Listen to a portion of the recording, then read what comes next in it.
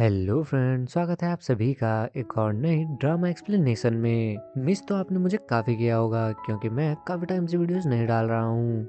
लेकिन अब फाइनली आपका ये वेट खत्म होता है क्योंकि अब से मैं डेली वीडियोस अपलोड करने वाला हूँ और आपसे कोई भी वीडियो मिस ना हो, इसलिए चैनल को सब्सक्राइब जरूर कर लें। साथ ही मैं आपको अपने एक नए चैनल के बारे में बताना चाहता हूँ जिस पर मैं अपने सभी सब्सक्राइबर्स को कंप्यूटर से रिलेटेड एजुकेशन दूंगा। अगर आप भी बेसिक से एडवांस लेवल का कंप्यूटर सीखना चाहते हैं और एआई से लेकर वीडियो एडिटिंग और वेबसाइट डिजाइनिंग भी सीखना चाहते हैं तो आपको मेरे इस चैनल को चेक जरूर करना चाहिए और उसे सब्सक्राइब कर लेना चाहिए, जिसका लिंक आपको डिस्क्रिप्शन में मिल जाएगा।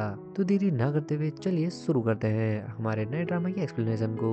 और इस ड्रामा का नाम है when the stars gossip. Part 1 की शुरुआत होती है और हमें पार्ट से लेकर अब तक स्पेस इंडस्ट्री में हुए रेवोल्यूशन के बारे में दिखाया जाता है। इसी बीच सीन 2024 में शिफ्ट होता है कजाकिस्तान में। इसी बीच हमें दिखाया जाता है एक स्पेसक्राफ्ट को जिसके अंदर एक लेडी की एंट्री होती है। इस लेडी का नाम क्या है ये हमें अभी नहीं बताया जाता, लेकिन कुछ ही देर बाद हमारे ड्रामा के लीड एक्टर गंगरोंग की भी एंट्री हो जाती है, जो कि किसी भी एंगल से स्पेसशिप के लिए प्रोफेशनल तो नहीं लग रहा था। गोंगयोंग अभी अपनी सीट पर कंफर्टेबल होने की कोशिश कर ही रहा था कि तभी वही लेडी उसे बताती है कि वो कमांडर की सीट पर बैठा है और अमीर लोगों के लिए सबसे लास्ट की सीट है। यही उस लेडी की बातों से हमें पता चलता है कि असल में गोंगयोंग एक बहुत ही अमीर आदमी है। वो उससे इस बारे में पूछना चाहती है, लेकिन कुछ ही देर बाद कमांडर भी वहां आ जाता है। कमांडर के आते ही गंगयोंग उसे कहने लगता है कि उसने आते हुए जीपीएस खराब कर दिया था, तो क्या वो उसे चेक कर सकते हैं। लेकिन कमांडर उसे चिल करने के लिए कहता है, पर गैंगरॉन्ग के एक्सप्रेशन देखने से साफ पता चल रहा था कि वो बिल्कुल भी रिलैक्स नहीं कर सकता। अब सीन शिफ्ट होता है एक बड़ी सी बिल्डिंग में और हमें दिखाया जाता है एक आदमी को जो कि अपने काफी सारे लोगों के साथ जा रहा था। और असल में ये आदमी है मीरा ग्रुप का चेयरमैन जिसका नाम है चोई जेरोंग। अब जैसे ही वो अपना काम निपटा कर घर जाने लगता है उसी समय वहां पर एक लड़की आ जाती है जिसका नाम चोई गोन है और ये चेयरमैन की बेटी है।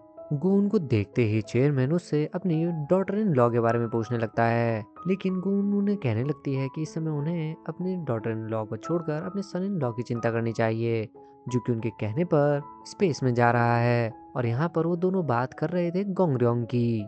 लेकिन चेयरमैन जैसे ही उसे ये कहकर अपनी गाड़ी में बैठते हैं कि अभी तक वो उनका सन इन लॉ नहीं है, गून भी इस बात से इरिटेट होकर उनकी गाड़ी में ही बैठ जाती है। इसी बीच सीन फिर से उसी जगह शिफ्ट होता है जहाँ से वो एयरक्राफ्ट जाने वाला था। यही हमें न्यूज में बताया जाता है कि असल में गोंगरयोंग एमजे ग्रुप के एक हॉस्पिटल में काम करता है और उसे इसी स्पेस टूर पे जाने के लिए पूरे 70 बिलियन वॉन मिलने वाले हैं। और इसी वजह से गोंगरयोंग ह्यूमन रिलेटेड सैंपल्स लेकर स्पेस में जा रहा था। वहीं दूसरी ओर गून अभी भी अपने फादर पे काफी ज्यादा गुस्सा थी। वो इस चीज से काफी नाराज थी कि वो गंगयोंग को ऐसा कैसे कह सकते हैं कि अगर वो स्पेस के इस मिशन को कंप्लीट नहीं कर पाया तो अपनी जॉब छोड़कर उससे ब्रेकअप कर ले। गून को इस चीज की भी काफी फिक्र थी कि इसके बाद वो उसे तब तक नहीं देख पाएगी जब तक वो स्पेस से वापस ना आ जाए। लेकिन चेयरमैन उनसे कहने लगते हैं कि एस्ट्रोनॉट इसी तरह से स्पेस में आते जाते रहते हैं और उसे इतनी चिंता करने की जरूरत नहीं है। साथ ही कहने लगते हैं कि उन्होंने उसे कोई इतना बड़ा काम नहीं दिया है, उसे सिर्फ एक काम करना है। अब नेक्स्ट सीन में ही चेयरमैन और गून एक मेमोरियल हॉल में पहुंचते हैं जहां पर बहुत सारे लोग एक आदमी की मेमोरियल सेरेमनी में थे और इस आदमी का नाम था चोई दोंगुन, जो कि असल में चेयरमैन का बेटा था।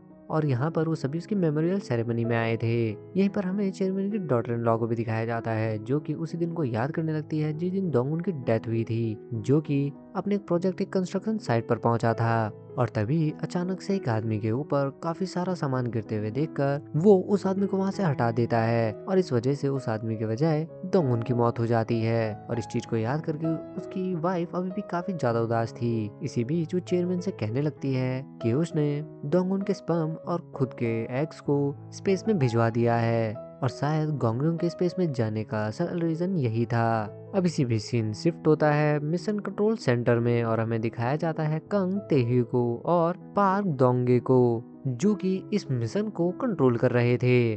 वहीं दूसरी ओर कजाकिस्तान का स्पेस सेंटर भी स्पेसक्राफ्ट को लॉन्च करने की तैयारी करना शुरू कर देता है। गोंगलोंग के दोनों ही मेंबर उसे काम करने की कोशिश करते हैं, लेकिन गोंगलोंग इस चीज से काफी ज्यादा घबराया हुआ था। लेकिन उसी समय कंग तेही को पता चलता है कि एटमॉस्फेयर में काफी सारे स्टॉर्म क्लाउड्स मौजूद हैं और जैसे ही उनका स्पेसक्राफ्ट लॉन्च होकर थोड़ा ऊपर जाता है उस स्पेसक्राफ्ट पर बिजलियां गिरने लगती हैं। ये देखकर स्पेस सेंटर के मेंबर से लेकर चेयरमैन और गोन भी काफी ज्यादा डर जाते हैं। इसी बीच हमें कुछ लेडीज को भी दिखाया जाता है जो कि टीवी पर यही सीन देखकर काफी ज्यादा घबरा जाती हैं। और उन्हीं में एक लेडी थी जंग नामी, जो कि गोंगयोंग की मदर हैं। काफी देर के स्ट्रगल के बाद और एस्ट्रोनॉमिकल प्रोसेस के बाद फाइनली वो सभी स्पेस में पहुंच जाते हैं, जहां पर जाते ही ग्रेविटी अपना काम करना शुरू कर देती है। अब जहां एक तरफ कमांडर थर्ड मेंबर ईव किम से कहने लगता है कि सारा सामान इधर उधर बिखर गया है, वहीं ईव किम की एक गन गोंगर्योंग के सामने आ जाती है, जिसे देखकर गोंगर्योंग को लगने लगता है कि शायद वो हेलुसिनेट कर रहा है और उसे चीजें नजर आ रही हैं। गोंगर्योंग की हालत देखकर ईव किम उसे बाहर देखने के लिए कहती है कि शायद दूर से अर्थ का नजारा देखकर उसे ऐसा नहीं लगेगा। लेकिन तभी अचानक से उसे स्पेस में कोई आदमी नजर आने लगता है। अब गोंगर्योंग, जो कि अभी तक स्पेस में सही सलामत पहुंच गया था, अचानक ही उसे सारी चीजें घूमती नजर आने लगती हैं और वो स्पेस सिक हो जाता है। वो बाहर उसी एस्ट्रोनॉट को देखकर कहने लगता है कि उसे लगता था कि यूनिवर्स और स्पेस एक वॉर्म है, लेकिन यहाँ पर आकर उसे लग रहा है कि शायद ये एक टॉम्ब है और यहाँ से वो जिंदा वापस नहीं जाने वाला है। ये चीजें सोचकर उसे अचानक ही उल्टी आने लगती है, लेकिन ईव किम उसे कहती है कि अगर उसने यहाँ पर उल्टी कर दी तो उससे मशीनें खराब हो सकती हैं। अब एक तरफ जहाँ ईव किम और कमांडर गोंगर्योंग को उसकी सीट से बाहर निकालने की कोशिश कर रहे थे, वहीं दूसरी ओर गोंगर्योंग इतना ज्यादा कंट्रोल नहीं कर पाता और वो ना चाहते हुए ही स्पेसक्राफ्ट के अंदर ही उल्टी कर देता है। और इतना करते ही गोंगर्योंग को अपनी पास्ट लाइफ भी याद आने लगती है। और इसी सीन के साथ ये पार्ट भी यहीं पर खत्म हो जाता है। तो मिलते हैं व्हेन द स्टार्स गॉसिप के नेक्स्ट पार्ट के साथ। तब तक के लिए बाय बाय।